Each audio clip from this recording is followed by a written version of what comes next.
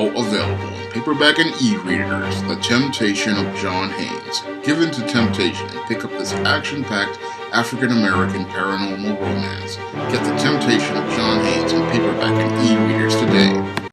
Better get the coleslaw, y'all, cause we're having us a barbecue. Why was it so hard for Bob Iger to try to create products at Disney for boys? Now, that's the critical question I have to ask after looking at the history of Disney under Michael Eisner, where they created many intellectual properties that appealed to boys and hired competent people who would go out here and create products for boys. Now, back when Michael Eisner was running Disney, Disney basically had no problem appealing to both boys and girls, and around 1989, Disney started to see a bit more profitability as related to Disney princesses, starting with The Little Mermaid. However, they still had a heavy focus on boys, and that was the core focus of many of their animated cartoons, like those that were a part of the Disney Afternoon. Now, I remember the Disney Afternoon and watching the Disney Afternoon, and most of the cartoons there, like Chip and Dale's Rescue Rangers and Ducktales, were designed to appeal primarily to boys, focusing on heavy action and adventure. And I also remember 1994's Gargoyles, a series that really started to not only appeal to young boys, but also appeal to tween and teen boys and even adults like myself at the time, with its richer and more complex storytelling. So I know that Disney can go out here and make products in-house for boys, but I'm wondering what happened under Bob Iger's leadership. And I wonder what happened to Bob Iger's leadership, because Michael Eisner had never had much problem hiring people who could create concepts and products for boys, like Darkwing Duck, like Chip and Dale's Rescue Rangers, like Ducktales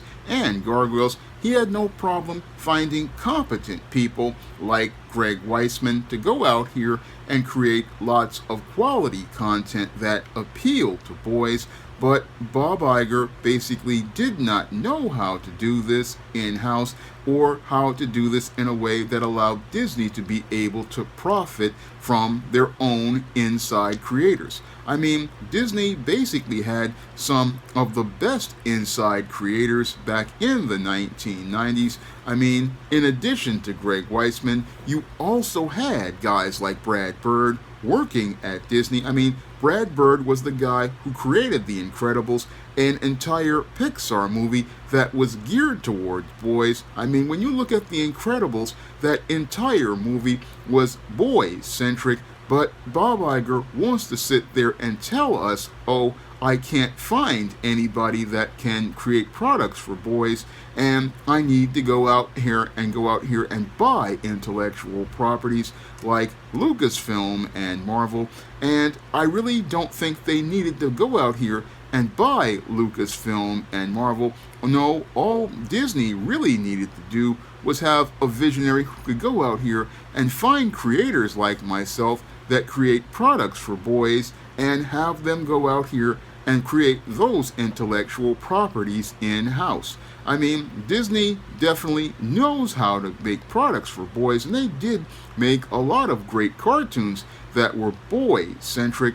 And as I see it once again, they did not need to go out here and buy Lucasfilm or Marvel in order to be able to reach that audience as related to many different genres. Yes, the Marvel Cinematic Universe was going strong as related to it being under Paramount and other studios, but Disney didn't need to buy Marvel to be able to create a boy-centric product. No, it was clear to me from guys that worked for them in the past, like Greg Weisman, who made Gargoyles one of the best animated series of the 1990s, on par with Batman the Animated Series. I mean, Gargoyles had rich, complex, multidimensional storytelling that brought in a lot of male viewers, and it also gave us that cartoon on a level of anime and basically showed that Disney could produce rich, complex animation and rich, complex animated storytelling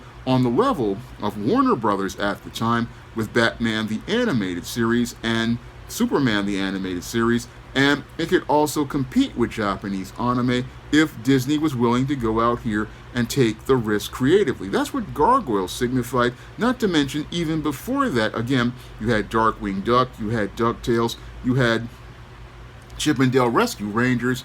Again, all of these were male-centered products and basically appealed to young boys. So when I look at Bob Iger, I just have to I look at him with a side eye as related to his complaint. Oh, I can't really make anything that appeals to boys, so I gotta go out here and buy other intellectual properties. And what's really sad is that after buying these other intellectual properties, he basically went out here and had no sort of backbone or stones to stay on mission.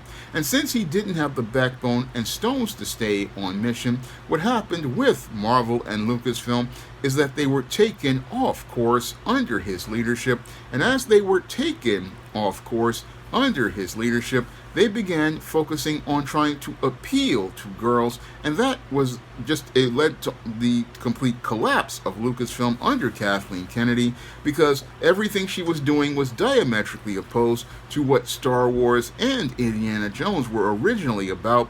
No, when it came down to Star Wars and Indiana Jones, they were originally designed to appeal to adolescent and preteen boys. Basically, Luke Skywalker was a character meant to appeal to boys, and from the sales of Star Wars merchandise in the past, the core characters that sold regularly were Luke Skywalker, Han Solo, Chewbacca, the droids C-3PO and R2-D2, Ben Kenobi, Darth Vader. Basically, these were the core characters that basically were heavily packed in cases. Meanwhile, Princess Leia was a peg warmer during the late 1970s and 1980s. I know from taking many trips to Alexander's and many other stores in the early 80s, the only ones left are Princess Leia and even Lando in some cases. Most boys basically bought up Star Wars like crazy, but they did not buy the girls. So the plan to take Star Wars and make it into a female brand was destined to fail, because generations of girls never watched Star Wars, never had an interest in Star Wars whatsoever, and had even less interest in Indiana Jones. They just aren't interested in that type of adventure and action.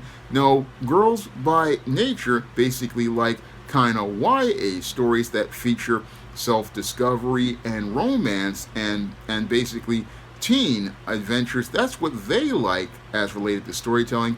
And the sad part is that under Bob Iger, they were trying to, you had people like Kathleen Kennedy trying to take a boy brand and trying to make it appeal to girls in an effort to try to push a feminist agenda. Unfortunately, that effort to push that agenda basically pushed Disney into the red as related to things, and took them completely off course as related to their campaign to try to appeal to boys. The same thing happened over at Marvel. Marvel basically was doing very well with the Marvel Cinematic Universe until Bob Iger's failed leadership basically took that brand off course. And when it came down to superheroes and superhero properties, their core audience has always been boys. Unfortunately, many of the executives at Disney, who were primarily female, thought they could make this appeal to girls. But again, girls have never been really interested in superheroes like that. Now, the women were basically getting interested in the MCU, mainly because they saw the hot guys like Robert Downey Jr., Chris Hemsworth, and Chris Evans, and it was the hunky guys that got the girls into the adventures of Marvel characters in the MCU. And sadly, when they saw women going for the men, they thought they could appeal to the women as related to pushing, again, these girl boss and girl power narratives, only to alienate many of those female viewers with shows like Kamala Khan, Ms. Marvel, and She-Hulk Attorney at Law. These programs basically alienated female viewers because They were not pandering to females. And again, when it comes down to women and girls, they come to things like many boy-centered products like Gargoyles and Batman the Animated Series and shows like and movies like the MCU, primarily because they want to see the men in action. That's what I've known from my over 30 years of studying fantasy and working as a fantasy writer. Again, when it comes down to women, women come to see these guys being handsome hunks or being guys who have lots of power. I mean, that's what I saw all through the 90s with shows like Hercules, The Legendary Journeys. Women were coming to see Hercules because Kevin Sorbo was considered to be a hunk at the time, and they basically, again, came to see Xena primarily because he was involved with Hercules, and that's how they were able to appeal to audiences with Xena, because she was affiliated with Hercules. And the same thing happened with many other shows. When it comes down to women, they basically come to see the men, and the same thing was going on with the Marvel Cinematic Universe, and the same thing was going on with Gargoyles. A lot of women came into the Gargoyles fandom because of Goliath being played by Keith David, and the romance he had with Elisa. That was a core thing that really drove people to check out Gargoyles, the animated series. Now, I came to check it out because it was a bold direction for Disney. They had never really done something as rich and complex as Gargoyles, and that was one of the things that really drew me into that show. It was one of the more complex animated series and basically had storytelling on the level of anime with the animation of Disney, which was a just great combination.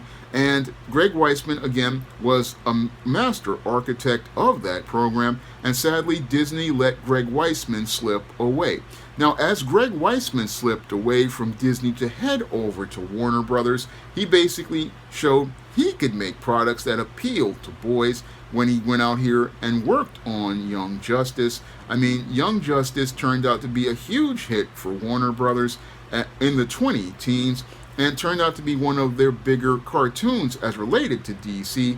I meant to be late 2000s, not 20-teens, but still, Young Justice was a huge hit, and Young Justice was a huge hit because Greg Weisman really had the understanding of what appealed to young boys, just like Paul Dini and Bruce Timm had a good understanding, and they basically took Warner Brothers to another level.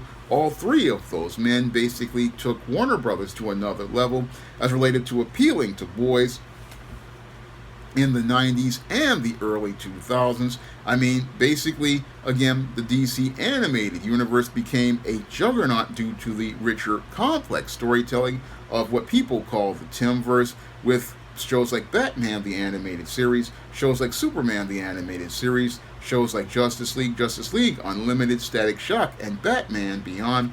And after that, Greg Weisman picked up the baton with Young Justice, showing us, yes, you can make products that appeal to boys, but sadly, Disney didn't know how to do this, sadly, under Bob Iger, which shows me that the problem really was with the leadership at Disney, because you can't buy a person who can make products that appeal to boys. No, you have to go out here and find these people and hire them in-house. And the sad part is that Disney did have those people in-house. They had the creators of shows like Rescue Rangers and Ducktales. They had Greg Weisman with Gargoyles. They had Brad Bird, who did The Incredibles.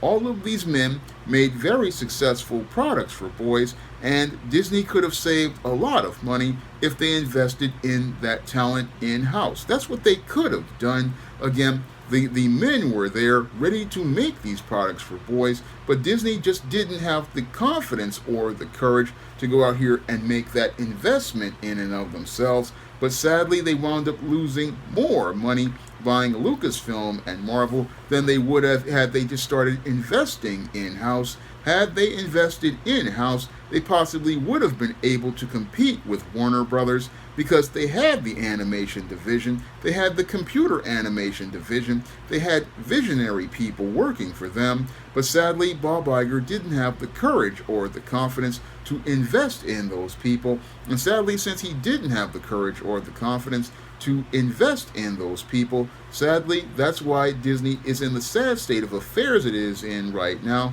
and sadly nothing is going to change under their new CEO. I mean, the thing that got them into trouble was they didn't know how to appeal to boys, and they wanted to get that MCU money, but sadly couldn't get that cash to keep flowing because they just didn't know how to work with their people in-house. No, didn't know how to work with people in-house, and any smart boss is going to go out here and assess who is working for them in-house, what do they have in-house, and basically say, hey, if we want to make boy properties, I need people to focus on boys on one division. And again, Disney was used to making money off its Disney princesses, but sadly didn't know how to, again, look at the men that they had working and women who were working for them, who had made great successes with boys. I mean, even Toy Story basically was a boy movie. Again, the people were there, but sadly Bob Iger couldn't see his people and couldn't see how talented or valuable they are, and that's why Disney's whole business went into a sad state of decline under his leadership. Now, if you want to check out my first full comic, John Haynes at Death's Door, you can find that comic on lulu.com in paperback, and you can also find it on digital format on Google Play and Amazon Kindle. And that comic is made to appeal to mostly boys, along with the John Haynes series, which is also available on Amazon.com in paperback and Kindle format. And you can also check out the other books like the Isis and Esteem series, which are action and adventure designed to appeal to black children, especially black boys. Again, all of these books are available on Amazon.com, along with my Spinsterella Goth series, which is meant to appeal to girls. Again, but guys like it too. And again, you can find all these books on Amazon.com in paperback and Kindle format. You can also find them at other online booksellers like Drafted Digital, Google Play, Barnes & Noble, and big box retailers like Walmart and Target. And if you'd like to see me make more videos taking the entertainment industry to the barbecue, you can drop a donation to the Patreon, the PayPal, or the Cash App by clicking the link in the description box. That's all I have to say for this video. You can comment, rate, and subscribe. Now available in paperback and Kindle Unlimited, E-Steam The Sands of Time. It's action and adventure in ancient Egypt in this terrific teen time travel romance. Get your copy of E-Steam The Sands of Time at your favorite online bookseller today. Now available in paperback and e-readers, Spinsterella Goth Girl Summer. Take a trip into the macabre world of goth modeling in the new millennium in this spooktacular Spinsterella story. Pick up your copy of Spinsterella Goth Girl Summer in paperback and e-readers at Amazon.com and online booksellers everywhere. Now available in paperback and e-readers, Esteemed Season of the Witch Girl. The aspiring angel takes on a wicked teenage witch in this action-packed, all-new Esteemed series adventure. Pick up your copy of Esteemed Season of the Witch Girl in paperback and e-readers at online booksellers today. Support Black-owned and Black-operated digital broadcast media. www.niceradionetwork.com. Nice Radio Network broadcasting 24 hours a day, 7 days a week.